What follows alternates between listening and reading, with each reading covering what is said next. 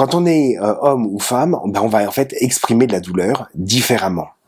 Il y avait eu une étude qui avait consisté à montrer une photo d'un nourrisson qui pleurait en disant « Vous voyez, c'est un petit garçon qui pleure, pourquoi pleure-t-il ?»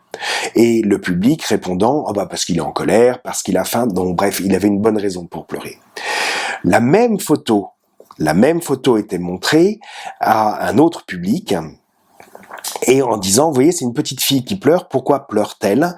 Eh bien, tout de suite, on ramenait ses pleurs à une condition beaucoup plus émotionnelle.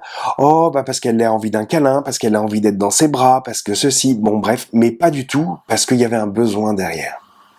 Un petit garçon tombe et se fait mal, et volontiers on lui dit mais non, t'as pas mal, ce qui n'est pas forcément bon parce que renier aussi une émotion comme la douleur, c'est pas forcément quelque chose qui est positif. Mais quand une fille tombe, on peut lui faire plein de bisous, on peut lui dire mais oui je t'aime ma chérie, c'est super, mais n'empêche que il y a comme un troc qui se crée entre une douleur qui elle est bien physique et une condition et une charge affective qui elle ne doit pas l'être.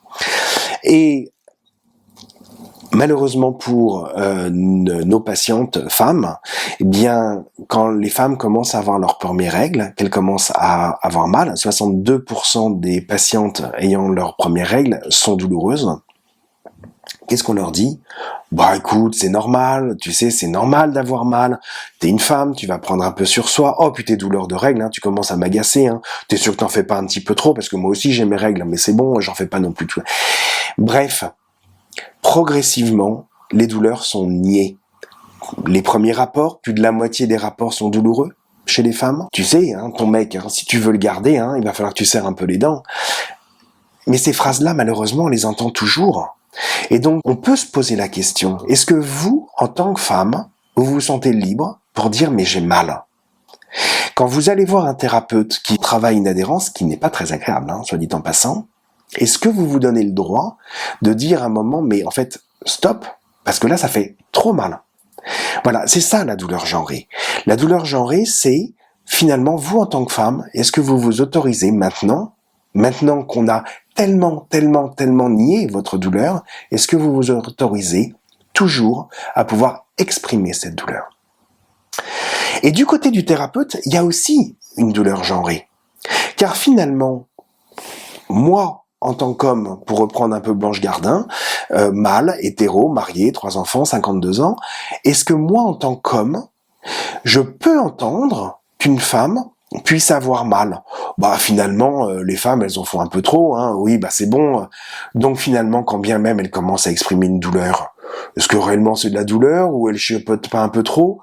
Donc voilà, non en fait. Le problème, c'est que si chacun reste dans sa partition, sur cette notion de douleur genrée, où est-ce qu'on va ? Les patientes ne peuvent plus dire j'ai mal, parce que de toute façon elles ont peur de plus être prises au sérieux, et le thérapeute, de toute façon va continuer à faire mal, parce que lui pense que de toute façon les patientes elles en font toujours un peu trop.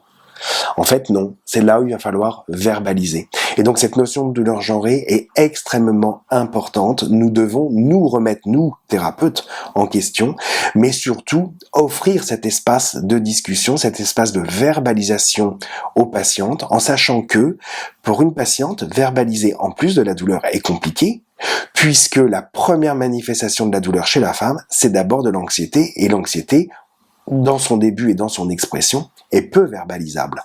Il va donc falloir essayer d'en percevoir les micro-signes.